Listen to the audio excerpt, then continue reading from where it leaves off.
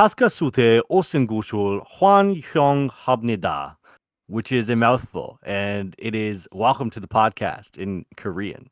And I would like to welcome to the podcast, not Ciaran. We traded in Ciaran for store credit at GameStop, and I put in a little bit of money, and I got this guy. Uh, they wouldn't give us much for in-store credit for Ciaran. I don't know why. Like it's you know when you buy a game for like $90 and you go and trade it back in, they're like best I can do is 33 cents. Yeah. That's basically what happened.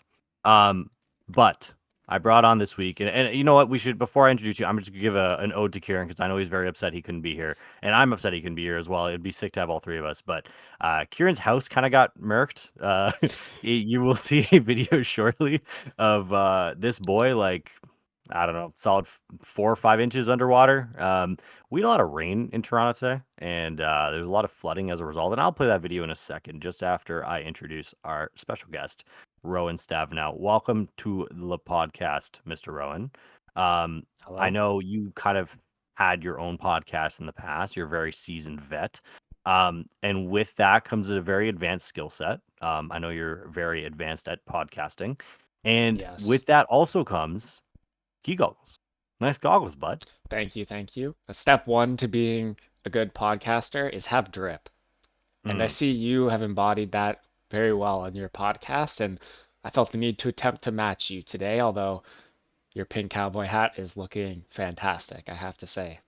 Yeehaw, baby! Thank you very much. This was given in by Kayla Louie. Thank you, Kayla. This God is bless. kind of broken. I will fix this before I give it back to you. I swear. Definitely won't. But I know. Yeah, no, yo, I high key will. I treat these things with respect. Okay, I just figured you would never give it back, man. You got to keep that. It is pretty drippy. I want to wear this to a party or two. But yeah, so what we're doing today is I brought on a world champion to teach us how he won worlds back in 2015 when he had sick hair. He still has sick hair, but oh man, you're gonna see some hair on the screen and you're like, yo, this is absolutely unreal. But we are going to give a second to pay our respects. Press F in the chat for Ciaran. If you're here, please press F in the chat. He's sinking in water right now. But yo, I will say, and I shouldn't laugh at this guy, but he sent a video earlier, and he was like touring around his house or whatever, like just to me before we kind of decided that Shift Gear was going to be canceled on his end this week. But I was just like watching this video. He's like 4 inches underwater, and I just see like one of his shoes just like scrolling down the stream, like from his kitchen to his bathroom, and I just started dying, bro. I shouldn't laugh at this boy's situation, but I was dying. Like, Yo, the Pokemon cards, man. I think they were elevated. I'd hope like so. to hope. He seems like a smart guy, like the kind of guy that would be smart enough to put him elevated, living in the Yeah, basement. like I don't see him as the type of guy to like leave his base set Charizard on the floor. No. So yeah, so okay, right here we're gonna input the video that Ciaran sent in to all the Shift Gear listeners. He's very upset he couldn't be here. We are upset he couldn't be here. But here's his video. All right, hi everyone. I really want to be on the Shift Gear this week, but unfortunately, I'm having some issues at my apartment. Yeah, it looks like Chen Pao and Baxcalibur have kind of wreaked havoc here. So you got Aneil and Rowan holding it down this week, so hopefully it's a good episode, but I'll hopefully be back next week for more gear shifting. All right, we're back. Sad to see a man flooded, unable to attend the Shift Gear podcast. He's devastated. We're devastated. You know, though, like he's making the best out of a bad situation, which I can respect. He's cracking some CPOW jokes, you know. He's doing all right. As he's trying to get it, like, you know what, bro? The grind don't stop. He's trying to get his promotion to CEO. Or is he already CEO? Who's CEO? I don't even know who's in the. I don't know, man. Anymore. At this point, Yeah. the business is disbanded. CPOW is gone. I have not seen any of them play CPOW. I mean, they did play it at NAIC, but I know Lucas hasn't played any CPOW at locals, so I think it's done. Buddy, we have no investment into this franchise. Honestly, it doesn't concern us. Like, they're like Rogers Media and we're Bell, or a better example would be like Verizon and Shaw. Like, we're just kind of, we're just there. We're competitors. Yeah. So, welcome back. We want to get right into this because I know we have. So the way this was brought up is we have a really slow week. Like in general with Pokemon, it feels like no one's really playing the game. People are worlds testing, but they're all very closeted and nobody's sharing, as it should be. But there's not a whole lot going on. So we thought, what better week to show off what you can do to maybe prepare for Worlds, maybe even win Worlds, if you're good enough as our boy over here. So what I want to start with, and like we'll take this in stride, and I'm sure there'll be some Bronny James breaks to crack some jokes and whatnot. But so I got some questions written down here. I just kind of want to go through it. So first, take us through that world. So I actually like wasn't really playing at the time, so I didn't follow your run super closely, and a lot of this information I'm going to be learning for the first time myself as well. Like I know we chill a lot outside or whatever, but I'd never really like asked you about your long hair first of all, but second of all, your world's run. So take us through A, the haircut, and B, Mm, what that run was like in your memory, because I know you were also a kid when it happened. yes. So the haircut. My brother Grayson, at the time I was 11 and he was Good guy, Grayson. 14, yes. He had long hair, and of course I'm 11. My older brother is my idol, so I copied Mm. his long hair. He cut his hair at some point. I kept it, and I just embraced the long hair look. I have to say, I Yeah. think drip gives you bonus points at Worlds as well. So if you want to win Worlds, try some long hair or whatever other drip you can manage. But the Worlds run itself, I was pretty new to Pokemon. It was my first year playing. Hey, My that's pretty good. Yeah, yeah. I'd played for maybe a year. I played, something I'm certain I've heard you guys say this on your podcast. I've said it on mine, but I played the same deck the whole season. Mm, Even there was times where it was Landy Bats. So for those of you who know Lander mm. CX Crobat, that was the deck.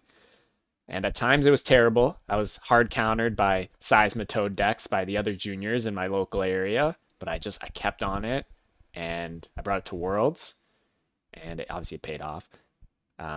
It was a similar structure as like Worlds was the past few years. I think I played, um, well, I only played 4 rounds in day one, but it's 6 rounds, and you needed to go 4-2.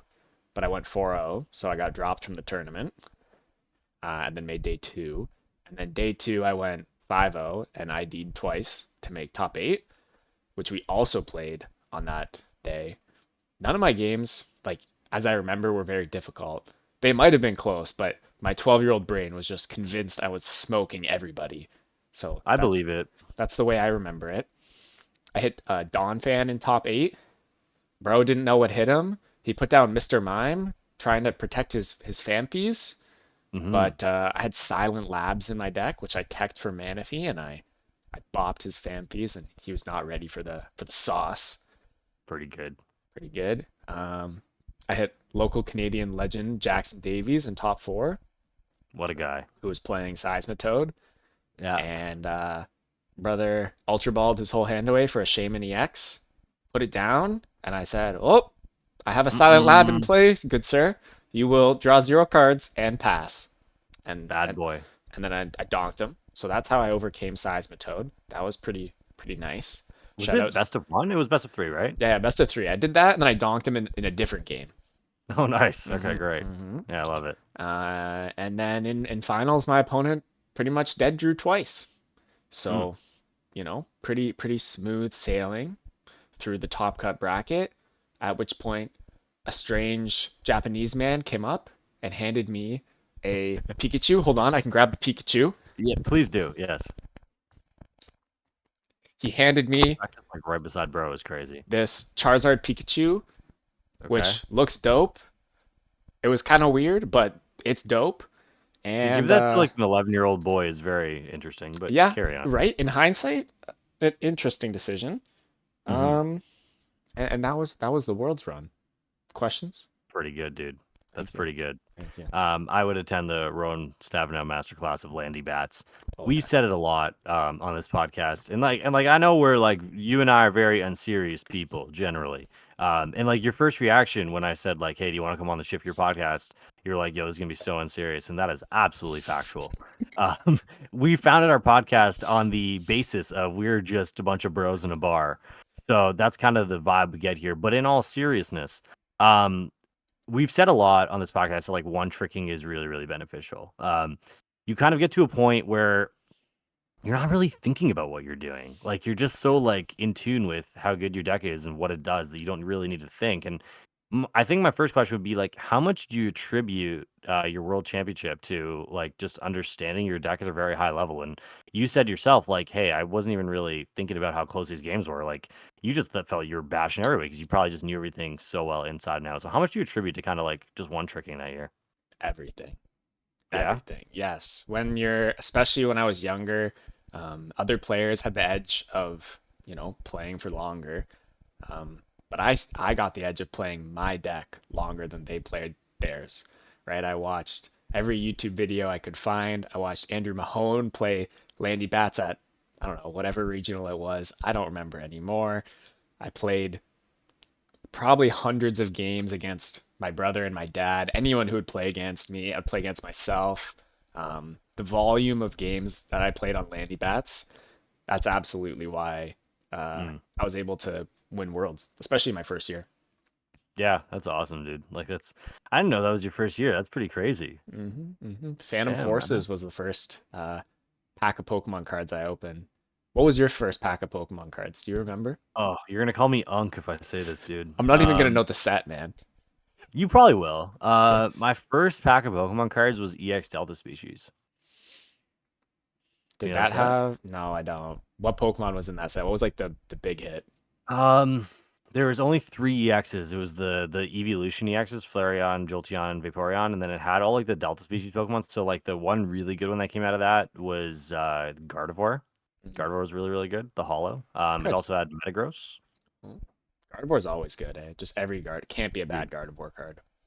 I don't understand. Like we've had this conversation too with Ciaran. Like there's some Pokemon that just like they're just always good. They're perennially good. hmm hmm Gardevoir is one of those Pokemon. So yeah, that was my first pack. And like back then cards were really cheap. I got like an $80 box from the corner store. Like someone bought it for Oh, me for that's my so. birthday and it's so sick, man. And like to be honest, if I held it sealed, I'd have a down payment on a house. Oh, But it'd I be mean, crazy.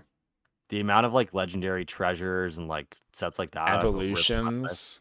Oh. evolutions, who would have known? So that's the lesson to all of us. And I think the game has gotten so big to the point where like these boxes that come out these days probably aren't going to be worth like 20K down the line, but it's always good to hold product. It's actually like better investments than stocks a lot of the time. Yep. Just put your money into sealed product, insure it, don't have your house burned down, and you got a Or flood. pretty good fortune. Yeah, or flood. Mhm. That's too soon. Too soon. And you'll have a fortune. So all right, moving on from that. So, what kind of led you to your deck choice? I know you said you played it all year. Was it kind of like just like a simplicity thing for you at that point? Okay, honestly, this might sound silly, but I was 11 and my Mm-hmm. parents got me a Furious Fists booster box for Christmas, and I pulled a Lucario EX full art. And That's a good card. it was a good card. It was a really I like that cool card. looking card. I Yeah. have it somewhere. It would take me forever to find it. I'm not going to pull that Mm. one out. But I really wanted to play my Lucario EX full art. So I started with my jank deck of whatever I had, and then once I got more serious, I was like, what deck plays Lucario EX? Mm. And that's actually how I Okay. decided what deck I would play. I like that. You Worked actually out wouldn't well. know this. You wouldn't know this, but I also did the same thing that year. No, you I top did. scored Canadian Nats that year in Masters, my first year in Masters, and I had a Lucario EX full art that I really, really liked. I'm not even kidding. Like this is like this is the first time I've ever heard your story. So this is the first time I'm telling you. But Oh, I had that's this card I awesome. really liked, and I was like, "How can I play this?" And I put a bunch of Landorus's in this deck. And I played my Lucario Fuller. I played one. It's on Six Prizes to this day. If you Google my name followed by like 2015 Nats or something, it's like some guy on Six Prizes just like roasting the hell out of my deck and how bad it was. It was terrible. Um, and like, and people were pissed off because that was Nats that year, and my deck was just awful. It had like one Raichu, one Mewtwo, one Lucario, one Hawlucha. Oh, Your wow. your list that I have on screen right now looks a lot more streamlined. It's a lot better, but I also come from a background of, hey, I like this Lucario EX card quite a bit. So I really do like that answer. Mhm. Perfect. So are there any things that like really stuck with you from that run? Like obviously you were a kid. That was kind of like your first experience, even probably on a huge stage like that. Like, are there certain things or maybe certain like lessons that you learned that you still keep to this day? Yes. One thing from that World's run, which also is kind of strange, but my mom was very, um, I guess, stubborn in that I needed to go walk up and down the stairs between every round to keep my Yeah. brain active. And she said it would help me focus. I said, Mom, you're being silly. But she made me do Hmm. it, and I actually feel like that really helped me stay focused. Just between rounds, walking a lap, not sitting down, not staying um still, I guess. I found walking around really helps keep focus. So that's That is something, quite puzzling. yeah, that's something that I don't know if there's any scientific evidence to support that, but my mom is a self-proclaimed doctor, so Mhm. she swears by that, and I kind of agree with her. It was a good tip. Um, I think that was the main thing that stuck with me from that run. I Trying to don't think think of any that's actually like a lessons. really odd thing to say, to be honest. Like, I No, know a lot of people who need to get up and go for a walk in between rounds. That's yeah, normal. yeah. So Oh. that, and then I think one other thing that I've always kind of thought of with that Worlds run, like in hindsight, like now I'm kind of like connected and I know like all the people who play and stuff. But at the time I didn't. And so it's kind of funny to think that I'm sure all of whoever were like the top juniors that year, you know, like the people winning regionals and Nats and stuff were just looking at me and just being like, "Yo, who is this guy?" So Yeah. I think that's kind of funny and maybe something to take away if you're newer to the game that you can win too. It's fun being that villain. It really is. Yeah. And like it doesn't really feel villainy. It's more just like I don't know what I'm doing here. It's not, and you know what though? It's funny because like sometimes you see this in sports too. It's like the guys with the least experience do the best because they're so like just naive to the pressure and like Oh, you don't totally. really like you don't even book it. You're just like whatever. It's just another day in the life, right? So there's a lot of merit to that actually. I really like that. Yeah, there's definitely way less pressure when you don't expect to win than when you get to Hmm. that position. I was definitely less nervous. Like Jackson, for example, in top four, he was one of those top dogs, right? And he ended up Hmm. shamening under Silent Lab, right? So maybe the pressure got to him a little bit more than me, right? So that is definitely something to think about. Yeah, no, 100%. And I think like I mean even now like you feel the pressure, right? Like at Yeah. least for like guys like us who make this content for a living, like we feel the pressure to live up to it. It's really really different to what it used to be. And like even like with our Lucario things, right? Like there was like we liked this card and there was nobody around us in our groups to tell us not to play it. Yeah. Um kind of just like, No one hey, going, this is what yo, I you're like, being do it. dumb, man. Dude, and this is before like like I sound like Unk every time I say this, bro, but this is before the common internet. This is before Limitless and stuff like that. Yep. Like this stuff did not exist. So Yep. like the community was a lot smaller. You could get away with a lot more. People probably didn't even know that you were playing this all year because there weren't any published results. No, Um, especially for like juniors and seniors. They posted like top 8 masters deck lists most of mhm. the time from the regionals. It also took forever to get uploaded though. So I guess my follow-up question to that actually would be like, so imagine you had your same run in Masters and your same exact same year in Masters. You did the exact same thing. You played the same deck the whole time. And say that in 2015 there was a lot more publication than there was, and let's say it was like modern day. So let's say even in 2025, you play the same deck the entire year. Do Mhm. you think you win that Worlds In masters. with people knowing exactly what you do? I mean, probably not. The No, game right? changes so quick, right? Everyone would Yeah. know. People would have made far less mistakes against me because everyone would know exactly what my deck looked like. They would know everything I'm playing. They would know how to play against me. Yeah, I don't think so. Yeah, so what I'm trying to get out of with that is like the game has changed a lot. You can't do Hmm. these things anymore. And this is why I don't think sometimes that it's a fair like goat argument and like stuff like that. Like when you talk about the goat argument, like Tortoise's switches, everyone knows a 60, like immediately. Like even within the tournament, people have figured out a 60 from stream and stuff. Like Yep. the game is very, very, very different. Yeah, And I have a random yes, story. At UIC, I finished my first round quickly. I like donked my opponent, and I went on my phone, I looked up Tord Reklev, I went to his table, and I just watched him do a deck search, and I knew his whole deck immediately. dude. Yeah, It's crazy. Like yeah. it's so different. And like even going into it, like I don't know, man. Like people knew his 60 from like past tournaments. Maybe people like met him on PTCGO and they're like, oh, this Hmm. guy's playing this. Like it's very different. So that I mean, I guess that's neither here nor there. That is what it is now, and it's probably a good thing because it helps newer players like get up to speed a lot faster. But yeah, it's a lot harder to be a one trick now than it used to be. But I think there's still a lot of merit in just knowing your deck inside out. Yeah, I mean, if you one trick a deck long enough, it swings both ways, right? Like Mm, you'll see, I don't know, like Charizard, for example, was like really good and then it was bad, and then now it's good. So it's kind of like if you one trick long enough, you kind of play the ups and the downs. It'll come back most of the time, right? Like Yeah. Chien-Pao was up for a long time, now it's down. It'll probably come back at some point, right? So Okay, I like it. So we've been really serious for the last like 10 minutes, yeah, and this it's is like crazy, actually. throwing me off here. So I'm gonna throw you a curveball real quick. Oh, let's go. Um, if you were to go to the bar with 6 Pokemon buds, who are you taking and Ooh. why? I mean, Aneil, you put me in your blunt rotation. I'm gonna say you're coming with me for sure. Thanks, Um, bud. I I, appreciate it. Every time you mention blunt, I have to specify that I do not smoke. I don't do mm, drugs. We don't we condone don't that on this condone channel. drugs on the Shift Gear No, we do not. podcast. But it's for hypothetically, Hypothetically, Okay, hypothetically, of so I got the course. invite, so that's sick. I got invited to the Mhm. cookout. All right, who's But next? there's a condition. You have to bring Mm. 6 pink hats. We have to get drip.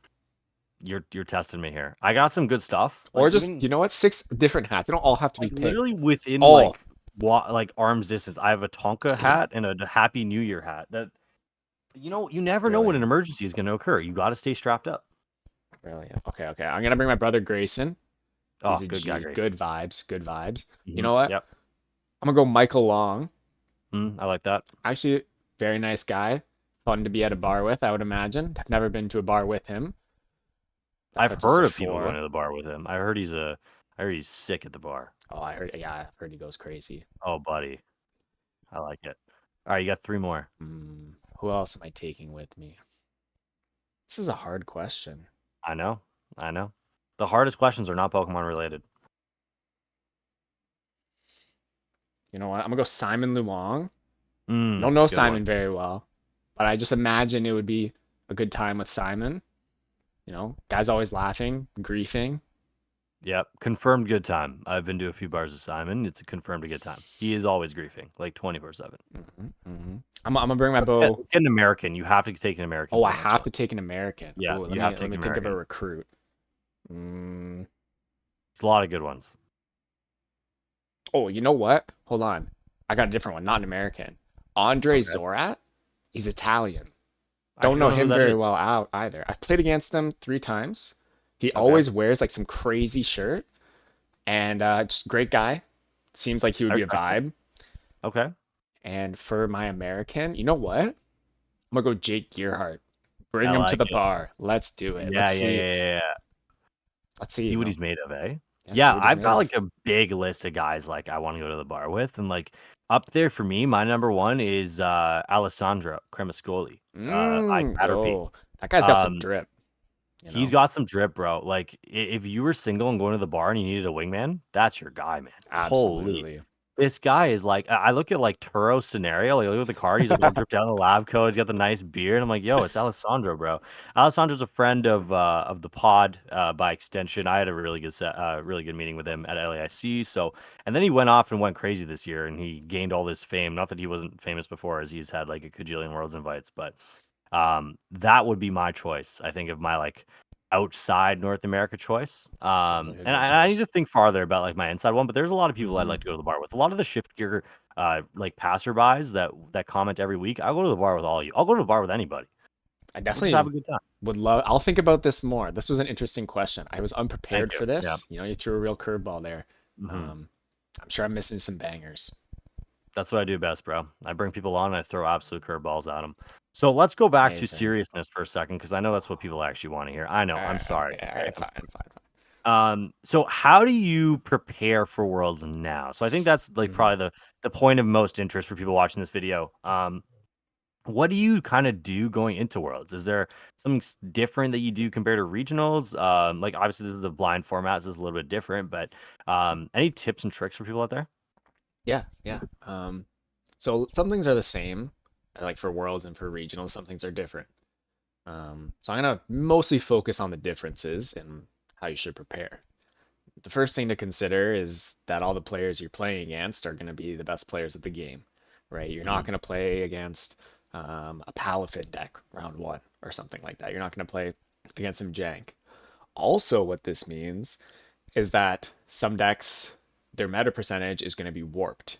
For example, you know, like the top players in the game don't like to play decks that they perceive to not take skill. right? So decks like Lugia, Raging Bolt, and I'm sure there's others, but just gotta make my point. Those decks, I expect to see a lower play rate because the top players don't like to play them, right? So take that into consideration when you're thinking about your own deck. The other thing to think about, um, along this line where you are playing against the best players in the game, if I'm playing Gardevoir, for example, because I think that's the best deck, I'll say that. I do. Yeah. Yeah. If I'm playing Gardevoir to Worlds, and I'm going to play against the best players in the world, and a bunch of them are also going to be playing Gardevoir, I'm flipping a coin against them, right? Like 8 times, bunch of times. That is not, in my eyes, a recipe for success. I feel like if you want to win Worlds, I feel like a deck like Gardevoir is good to make a top 32 at Worlds, which is also an amazing accomplishment. So if that's your goal, maybe you're good. But I feel like if you're trying to win Worlds, you gotta play some high roll, some Lugia, some I don't know, some Champao, I something. like it. All right, we're popping off. Reggie Drago, turn 2, Ciaran, Prime Catcher, Cologne, their Manaphy. Bang. Olay. I feel like those are the plays that like win Worlds, Absolutely. which I think So is the that's goal. some like expert level insight here. Like most top players would come on and be like, "Hey man, just play the best deck." But my boy Roski keeps it a buck with y'all. I Okay, do. keeps it 100. That is absolutely a great take. I think. So what are your thoughts on maybe playing like the best deck with a mirror attack or something? Does that kind of go along your lines or? Yeah, that sounds great, you know. If you Yeah. can somehow play Gardevoir and feel confident, if you're gonna sit down against Tord Reklev and he's also playing Gardevoir, Yeah. you need to feel confident, right? So if you have a tech True. that good, then great, right? Sweet. Okay. Cool. So yeah, like a lot of people are going into Worlds. Like a lot of people are pretty lost right now, I'm sure. Is there anything that you do specifically when it comes to like new format testing? Like I know like the new cards aren't out yet. It might be a little bit difficult to kind of acquire them, but is there anything maybe we can start with this. Is there anything from the new set that kind of entices you right off the bat? Any cards? Yes. Okay. I spent a lot of time thinking about a lot of the cards, and I actually don't like very many of them. Hmm. I don't like Dusknoir. I don't think that Really? it seems very interesting. But when you think like Dusknoir Charizard, for example, my problem, I think about all the decks in the current format and their problems. So for example, Charizard, I think Charizard's problem is that it doesn't really beat Guardy. And it's not good enough into the rest of the format to warrant being bad into Guardy, right? It's also bad into Regidrago. So now I come look at this new format. Well, Guardy's not going anywhere. Regidrago's not going anywhere. This Dusknoir card doesn't help me really beat either of those decks. So why is everyone talking about this Charizard deck? It's like cool, this card looks great, but it doesn't solve the problems that the deck has. Okay. So that's kind of how I look at it. I kind of look at all the decks that are pre-existing. I think what their problems are. Why don't I like this deck? Why do I like this deck? And then think about how the new cards might change that. It gets more complicated when a completely new archetype comes in. I mean, we got like all the The dark. ugly dark mans. Yeah, I don't know. Apparently, it makes no sense. Apparently, it's a legendary trio, but there's 4 of them. So I'm really confused by this. So who's the fourth man? Like out of the 3, like there's 3 base. Who's the fourth? I don't know. Your Is guess one of is them good. like the rat of the group? Like, do they just don't rate him? He's not part of the group? Like I think so, bro. You got kicked That's out. crazy. Yeah, Imagine being exiled by your own mans. I That's know. insane. They all got like the red like ring thing going Mm-hmm. on. They're like Mm-hmm. a troop, you know. They should be the legendary 4. What do you call 4? It's not a quadro. What's it? Sure. Yeah. Or it sounds more appropriate than saying foursome, so yeah. Yeah, the legendary quadro. Nah, I don't know, but apparently that might be a deck. I don't think it's really Okay. that serious. I think They it's really just said this guy's not gang and they just kicked him out. yeah, dude. I don't know which one. I don't know This which one. guy's not If you gang. guys know, comment down below who got kicked out the Please. gang. Because Yeah. and I think they're called the Loyal 3. So like one of them is The not Loyal loyal. 3? Yeah. So I don't know. The Loyal Yo. 3, they ditched one of their boys. Chris Brown's somewhere licking his lips, bro. This guy said this boy ain't loyal. That's wild. Okay, so Yeah. yeah, sorry. So carry on. You're saying it doesn't seem too great in your opinion? Yeah, I don't think it's really. I mean, I don't really love the two prize. It just seems like another Raging Bolt. And before Yeah, that, it was Roaring Moon EX. It's the same deck. It's just a different color, a different shape. It's all the same thing. So, I like it. mhm. And then, so what are your thoughts on the poison thing, Yeah. the Oh, tool? good call. I almost forgot your original question. Which cards do I like? I like that Mm, card. I like that card, and I like Peturant in Charizard because I think that does solve kind of one of your problems, two of your problems almost. Against Drago, you can now actually kill Regidrago Vs at the start of the game. yep. And against Gardevoir, one of the most annoying things is getting your Bib trapped, and then they like Cresselia your bench, Screamtail your bench, set up like a Devo play. Now you can just switch in your Charizard. So Mm, that card I like. I haven't put a ton of time into it, but it seems interesting. okay, I like that. Hmm. That's actually exactly my thought process as well. I thought like this extra 40 is a weird number that we're not used to getting. Like plus 40 is not Hmm. a normal thing. So it makes sense that there's a lot of stipulations into like how you can use it and stuff. But in theory, like I also think that it might be the most impactful card at Worlds. That and Pheasantipity, like I wouldn't be Oh, surprised to see those two. I love that card. I'm just trying to Sick. put that into basically every deck I have. Yeah, Um, it's like Frank's Red Hot. It's like the Frank's Red Hot of oh, Pokemon. just put it on everything. Yeah. Put it on everything. I think like Champao. I'm sure. I don't know if Kieran's talked about it yet, but I'm sure he's loving Pheasantipity and Champao. It I makes a haven't heard him say anything yet. You haven't, eh? Okay, I'm No. liking it there. I'm liking it. Lost Box, put it in there. Charizard, put it in there. Maybe we can take out Bib. Um, what else? Okay, I feel like the only thing it doesn't really make sense in is Gardevoir. Like I feel like I got enough draw power. It doesn't synergize with Psychic Embrace.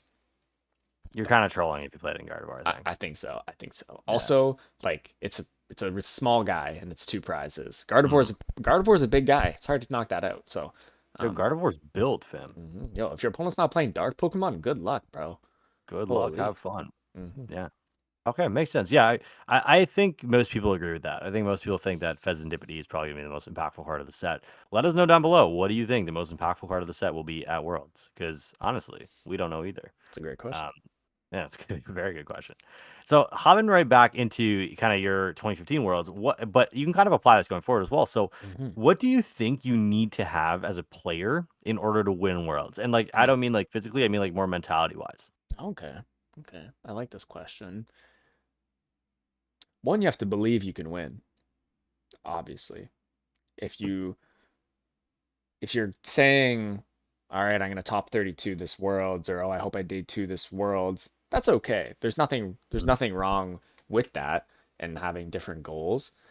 But I don't think that the person who wins Worlds would go into it with that mindset. I mean, if we look at the last year's champion, Vance Kelly, I don't think he had that mindset. Who was a champion before in London? It was Andre Scubal. Uh, You know what? well, yeah. I don't really know these guys that well, so I can't really speak to it actually. But I have to imagine that they thought they could win. Yeah. Um, and I also think it needs a larger amount of like mental fortitude. I think it's easy to get rattled sitting down against Tord Reklev.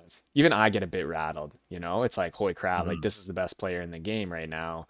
And for me, it's like I really want to beat this guy to show like other people that I can hang, right? Yeah. Um, but for others, you might just stand against Tord Reklev and like be a little afraid, right? And so I think that maybe is something that's not really spoken to very much is that you need to be able to sit down and go, okay, I'm a good player, I can hang.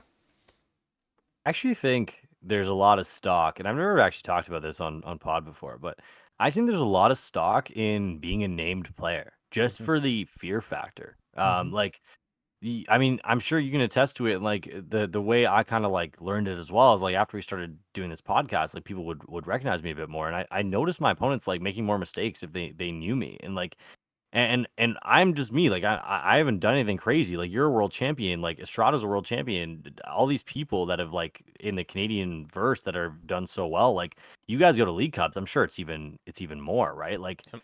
there's a lot of people that just can't really get over their own mental, I guess, in that sense. So I'm really glad you touched on that because imagine like sitting across from Torres as a new player, you're probably losing your mind. Yeah, yeah. Especially, yeah, Yeah. you're going, oh my gosh, this is the best player in the game. How am I gonna win? Right? And um, I have to say, like, if I sit down against someone and they go, like, oh my gosh, um, you like won that regional that one time or something, like, Hmm. I'm, and also not only am I now confident they're gonna make mistakes, I'm more confident in myself. I'm thinking Of I'm gonna course, win this yeah. game. So I feel like I almost get like an aura boost, you know? Shout out to Liam Halliburton. Boost the aura. Uh, You know? You know what? Actually, now that I think about it, like I think out of all the people I played against, I think you and I have had the best series, like ever. We've had some good Every games. single every single time we play, it's always like right down to the wire. Hmm. So shout out Rowan Stavenow, bro. Good guy. Thank you, thank you. Actually, also with Grayson Stavenow, maybe it runs in the family. I've had some good games against the whole crew there. You guys are just doing your thing. I love Yo, it. just wait till my dad comes back, plays another League Cup one day. I've been waiting. I've been waiting. Where's he at? I don't know, man. He's not popping out. We got to give He's him like not some serious. crazy jank deck. He'll come out, he'll cook. Yeah, it's you know what? Maybe this is the year too, because like best finish limit 4, like people are gonna be gone like by like April. Hmm. I don't see why your dad can't come in and win a League Cup. That's right. Papa Stavenow, baby.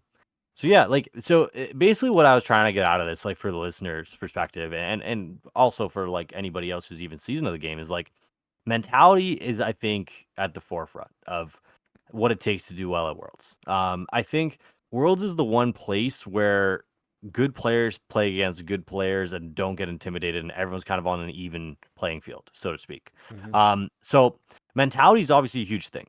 You no longer have those like I don't want to say free wins. You never have free wins, but like there are a couple rounds in the regional where you are playing against lower skill level players, and Yep. Worlds is one place where you don't really have that. So my question is to you, like I know you mentioned the Silent Lab thing in your list earlier, and I had your list on the screen a little while ago in the video, as I'm saying pre-editing. I'm hoping Hmm. that is the case. Yeah. But is there like a factor to that? Like, do you need to have a surprise factor in your deck to do well? Do you think? Do you think it kind of eases that process, or what's kind of your standpoint on the whole like text thing to get an edge over your opponent with an equal skill level? I think that makes a lot of sense. I don't think you necessarily need it to win. Um, but a good player can't play around your tech if they don't know you have it. They don't know what it is. Mhm. So I think there is a lot of merit to that, especially in a tournament with less rounds with the better players. You know, I think you're gonna get more value from tech cards at Worlds than other events, right? Um, so yeah, I'm all for some spice at Worlds, especially if it helps you Sure. beat like the mirror match of Gardevoir. Um, yeah, and also yeah, I would say like at a regional, I always err towards having a consistent deck. If you look at all my deck lists, there's always like one extra Iono, one extra Arven, one extra Boss, one extra Nest Ball, right? I'm never putting in like a tech card in that spot because at a regional, the first, 5 rounds maybe, I'm gonna play against people who are lower skill levels, right? And I want to make sure I'm beating those. Whereas at Worlds, there is none of that. You go right into the top. So yeah, I like tech cards at Worlds. I like high roll decks at Worlds. Yeah, because that's I think the two roads that people are kind of going down right now. It's like, do I play the consistent thing that everyone knows is coming, and just rely on myself to kind of get through it? And like, no matter what, dude, like, and we both know this, you're gonna need the tournament organizing software to go your way, Yep. no matter what. Yep. You want to have a deep run. That's what you need. And so it's just like that caught in two minds thing of like, am I maximizing my outs to just play the game, or should I go out and about to make my run a little bit easier on the text front? So that's kind of where that question came from. I think your list originally, and correct me if I'm wrong, but your list is pretty standard aside from the 4 labs, correct? There's Or was it so four labs or was there there's less? two labs. Um, Otherwise it was fairly standard. Mhm. I also played There was also a few other changes, but it was very consistent. My list was probably even more consistent than other people's. I played 4 muscle band, and usually Did 4 people played, Halukas, yeah, did 4 like soup ups. just four. I play four of everything. Um, so I would say up until that tournament, I was playing like the max consistency build, and then I put in my Silent Labs 4 worlds. That Okay. exact adjustment that we've kind of been talking about a few times now of, okay, here's my consistent deck. I'm playing against the best. Let me mix it up. Let me put some spice in here so that other Yeah. people don't know what I'm doing. They don't know what's coming. Yeah. Have you gone back and played that format since? No, I actually haven't. No, I eh? haven't. I have my world's deck. Um, Not like the original, but I have it rebuilt. Yeah. I took Okay. I took the cards apart when I was 11 and like built other decks, but I put the deck back together, so I have it. Um, no, I've never played. Yeah, because what I was gonna ask is like, do you have any recommendations on people wanting to build that format? But I guess you haven't played in so long. Probably not, eh? No, no, not really. Not It really. in like and to be honest, in my mind, it doesn't hit me as one of the more enjoyable past formats, to be honest. No, I mean, for me, I like obviously it's one of my favorites. Of course, yeah. But I don't think there was anything particularly interesting going on. I think objectively, like even like the years after that were better, like 2016, 17, when Zoroark came out, um, when Evil Tully X was like one of the best decks, is when Zoroark like breakthrough Zoroark. That card, I like that format with like That's one Trash with Avalanche. yeah, yeah, Oh, that yeah, format yeah. with Trash Avalanche actually made for such an interesting format because It there was was, lit. yeah, busted items, so you could always play them, right? Like quit like all the item lock cards, I hated them. And, it's Hmm. not fun. You can't play. But like Trash Avalanche was interesting because you can play, but you probably shouldn't. So Yeah, I like those sure. I formats. got you. I like it. Yeah, Mhm. so that those are all the questions I kind of had for you there. Was there anything about your Worlds run or anything that you kind of like learned that we left out, or did you we kind of touched on everything there? Mm, I think the only thing we didn't touch on is like the physical implications of these tournaments. Like no one Mm, ever talks about that either. And I mm-hmm. think, getting a good night's sleep and, whatever your ritual is, being consistent with whatever you're doing at these tournaments, I find really helps, right? Like I eat these like little caffeine chocolates every 3 rounds. It's just something Okay. I do every Yeah. time, and I Yeah. find it helps like get me in the zone, right? And stay focused because like at the end of the day, like these rounds require focus. I can't tell you how many times, and I'm sure this has happened to you. Either you've done it, your opponent's done it. You have the winning line, you have everything, and you just do something incredibly stupid. Like you have the Mhm. winning play in your head, you know what it is, and then you accidentally put down research instead of boss, right? And you just forget for like a millisecond. And you just forget for a Yeah. millisecond, and now you lost, right? Yep. I feel like Yep. to avoid those losses, like having some kind of zone, whether it's being caffeinated or not, sleeping well, stuff like that. Maybe meditating, right? I don't know, but Like, I feel like that's and something there are people little things don't too. put So like, enough emphasis on. yeah, no, that I'm glad you touched on that because I don't think I've ever talked about that either. But Mhm. like, there are little things too. Like, and I guess this comes from like a sport background as well. But like for me, I know that eating a lot of carbs kind of messes with my brain a little bit. And Mhm. and after realizing that myself, I did some research, and apparently it does. They take a lot more for your body to break down, so you're using a lot more energy. So like little things like that, understanding what works for you is I think the best thing to do. And I guess I have a very recent example when I was playing against you at the cup in Markham there. I had a Subway footlong for lunch, packed with carbs, absolutely packed. Yeah. When I forced you to ID with me in like round 4, Mhm. and then I forgot what Dragon Laser did, and I wasn't able to steal a game off you there at the end. So, Mhm.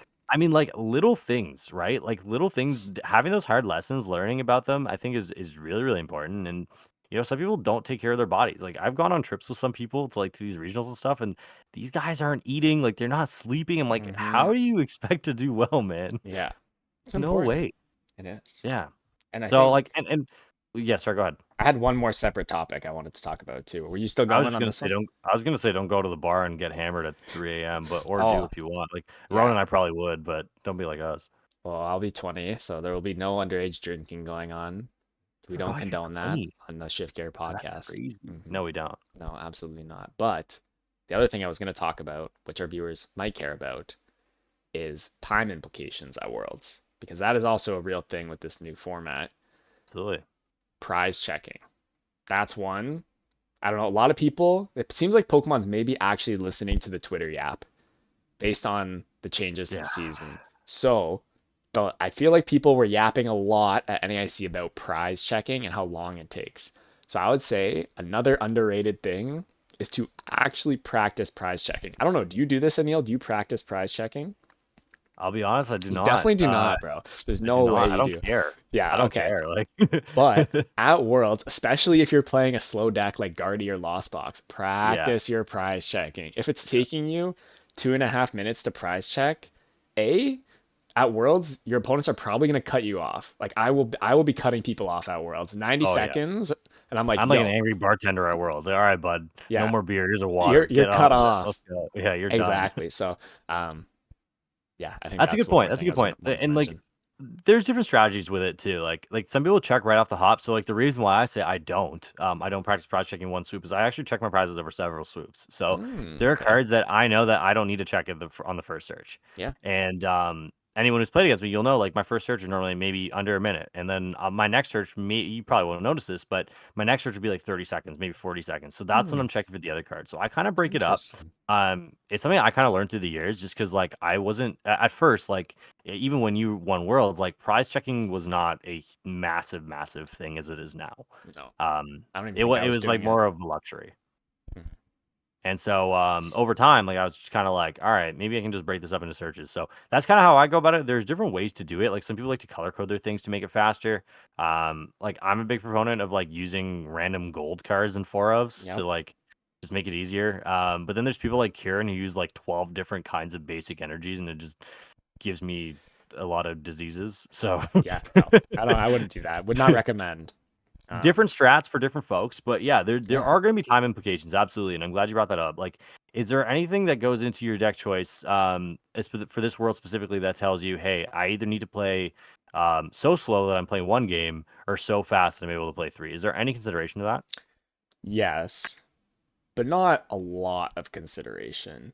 Like if I think if I think Gardevoir is the best deck, Yeah, it's not gonna stop me that it's slow. Um, Instead of ditching it because it's slow, I'm gonna try to work through that. I'm gonna practice prize checking. I'm gonna play so many games of practice that I can play fast at Worlds to avoid ties. Or, gotcha. um, yeah. But I would say like it is something to think about.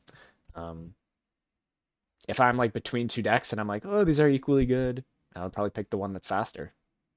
Yeah, fair enough. Like, I remember talking about this with Kieran. Like, Kieran and I have been testing for like 2, 3 weeks now. We're like, okay, can we afford to play something like Gardevoir or like something like Chen Power? Like, we don't really know. Mhm. Just because like it's so weird to get caught in between two minds, and like even if you have like a deck that's 5 minutes slower, over two games you're losing 10 minutes, and suddenly that's the 10 minutes you need to play a game three. So Mhm. it feels like there's some decks, and like I think Charizard is one of these decks where like you're in that awkward like in between where you're not like super slow but you're not super fast, and it looks like that could potentially be an issue, especially at a world championship where you run the risk of people not honoring gentlemen's. Like the most gentlemen's I've heard not Yes. honored are at worlds. Worlds. Yes. Mostly because there's a language barrier, so it's hard to kind of communicate a lot of the time. And worlds are also like there's so many stakes. Like it's Yes. so easy to get into the zone and get pissed off at like a little thing your opponent's doing and be like, hey, I don't want a gentleman's anymore. Like that's something that I've thought about a lot as well, like kind of in preparation. But there are also a lot of good people that will honor them. So you got to kind of, I don't know, depends on how much you trust A, yourself to play fast, and B, your opponents to honor things like that. I think there's a lot more things that people are kind of putting into this worlds in terms of like considerations that are outside of like, hey, what deck do I like most, than there's ever been before. So Yeah. People are I playing at think a higher level than they've ever played at before. The it's pricing is bigger going than it's up. ever been before. Yeah. No day two invites. Like the best Hmm. players are going to be in the pool like from day one after Yeah. round two. Like it's gonna be a dogfight, but I think it's really exciting. I'm The one hyped. last thing, yeah, it's gonna be so sick. The one last thing I want to touch on before we hop off is what are your thoughts on the new season? I didn't actually get to speak with you about this. Hmm. I like it. I mean, I think I'm still gonna make a Worlds invite, right? Hmm. I definitely understand why people are upset about it because maybe you have a job, maybe you go to school, maybe um you're busy, and now this is the difference between you being able to get an invite and not. So I'm worried that there will be less people playing. But I like the structure. I like the idea of worlds being small. I think it kind of makes it cooler, right? Like next year, if people get an invite, I'm sure it will mean more to them than this Mhm. year. Yeah. Yeah. What do you think about it? I'm the same way. I'm the exact same way as you. Hmm. I'm on the boat of like, okay, whatever. If my life gets hectic midway and I'm not able to make worlds this year, it is what it is. But as long as the best 125 people make worlds, I'm cool. Like, Yeah. I personally like I still feel extremely confident I'm gonna make worlds. I'm not worried about that. It's more so just like you now you've less leeway, I would say. You can't randomly like fall off a cliff in April and not play NAIC anymore. Like you can't do Hmm. that really. Like you kind of need to keep up unless you get crazy. So it is a lot more commitment. I think people are starting to realize that as like the weeks go by. Like there is a lot more of like, okay, I'm gonna probably have to be at these events. Less so like, hey, I've got my invite, I'm gonna stop. So I think that has a factor to it. There's also less events in general, which I guess is at least it seems that way for the first 4 months, at least for us in North America. Yeah. So it's either a good thing or a bad thing, and I think the player numbers are going to take a bit of a hit as well. I definitely agree with you in that sense. I don't think it's going to be like anything crazy, but I wouldn't be surprised to see like Couple 5% drop hundred. off. Yeah. Yeah. Yeah. I also think So the structure's terrible for juniors and seniors. I don't know, like, how much volume, like how many people usually get invites, if this is actually going to reduce it. mhm. But I feel like as a kid, if I didn't get to qualify for Worlds and go play, I might not be playing the game today. So that's Yeah. My issue with juniors and seniors in this thing is like juniors and seniors is toxic enough as is. hmm Then you introduce this whole like top X thing, and like I don't see this going over well. no. It's gonna be a lot of like, and like what's funny, and like you'll relate to this because you played in juniors as well. Is like half the time it's not even the juniors and seniors themselves; it's their parents, like just getting super involved and getting pretty Yep. pissed off. Yep. So Yep. that's gonna be Happens. really interesting. I don't know how I feel about that as well. I almost wish they had like a direct bar because I think especially with kids, it's important to kind of visualize what an end goal is. Like you haven't gone through the things in life to teach you what like a moving bar should look like or how to achieve that moving bar without having toxicity in your mind as Hmm. well, like competing with others in a way that's healthy versus toxic. Like all these Yes. like random lessons you learn as a grown up, like you kind of haven't really gone through that yet. So I think our advice, and I will say our, because I think we agree with each other on this one, is like play the game to the best of your ability and don't worry too much about what's around you. Like there are going to be a lot of other seniors and juniors, whatever division you're in, doing well. Always like, and you're going to have that FOMO, and it's going to come down to are your parents able to Yep. take you to X, Y, and Z trip, or are they not? Right. So, Mhm. do the best that you can at every single individual event you go to, but don't worry about the big picture too much. Yeah. Well said. Thank you. I try my best, and I think Mhm. that also applies to masters actually. I do too. Like Yeah. yeah, like there's a lot more of us, of course, right? Like, there's a lot more of us, and there's going to be a lot less like indirect competition. Like you're sitting across from the guy who's 126th while you're 124th. Like that's probably not going to happen. But like, yeah, just be nice to each other, man. Like I think we've come a long way as a community. There was a point in time where this community was just all over the place, and we're in a nice spot now. There is still drama like once or twice a week, and people like to get involved in that, and that's fine. But I feel like we're in a healthy spot. So Roski, all right, I appreciate you being here, bro. For real. Thank you for stepping in on such short notice to replace my taller co-host. I do really rate the ski goggles. Thank you. But what I do need from you before we hop off is I need an update. What's going on with the podcast? The Experience Share podcast. Any podcast you do, because Any I want to listen. podcast? Okay. So What's in the works? Me and Gabe are putting out the Ace Trainer podcast.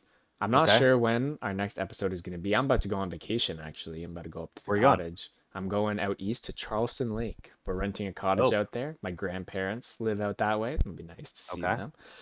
But watch out for Gabe and I to have some Ace Trainer podcast episodes, especially as we get closer to Worlds and as we get into the new season. We're hoping to be putting out episodes before regionals, Dope. talking more serious Pokemon, meta game stuff Mhm. like that. That's what we're really aiming to talk about. The Shift Gear podcast has the best vibes in the Pokemon podcasting space, I will say. Thank But you. And if you you want contributed some, to that today. thank you. But if you want some serious meta analysis, I think that's what we're really going to be focusing on. I got a YouTube video coming out soon on Lugia. So if you want to be a Okay. Lugia bot with me, because I've been liking this deck for cups, that video is coming out soon. You can watch out for that. Sick. That's what I got for content coming out. I'm excited, bro. Thank you. I'm a Rowan fanboy. I'll be honest, I don't watch everything, but I try to watch like I try to support the mandem, you know? Like I'm always trying to watch Ciaran's videos, watch your videos, and you know, you gotta support each other. I think the big thing that is really important kind of coming out of this, and I think your main message, and just to, like sum this up in TLDR, Mhm. to win worlds, you have to believe that you can win worlds. I Yes. think that's one of the most important things. And whether you achieve that through being completely naive to the circumstances and just like kind of just saying, "Hey, I'm here, I'm on vibes." Hey, Mhm. that works. Or you can lock in and just believe in yourself and believe in what you've accomplished. I think testing is going to be huge, like really testing everything Mhm. down to the ground. Understanding your deck to a high level, and this applies to people not even going to worlds. Like it applies to everything in Pokemon. Like if you can understand your deck at a very high level, which Rowan did in 2015, as you said, to the point where you're not even focusing your energy on how to like really operate your deck at a basic level, you can see these more advanced plays. Like you can kind of think of your brain as like a computer. Like you have RAM, right? If you're not Mhm. using your RAM on nonsense, you get a lot more space to come up with some cool stuff. So, and correct me if I'm wrong, but I think that is like the main message going into Worlds here. No, yeah, that's an awesome message.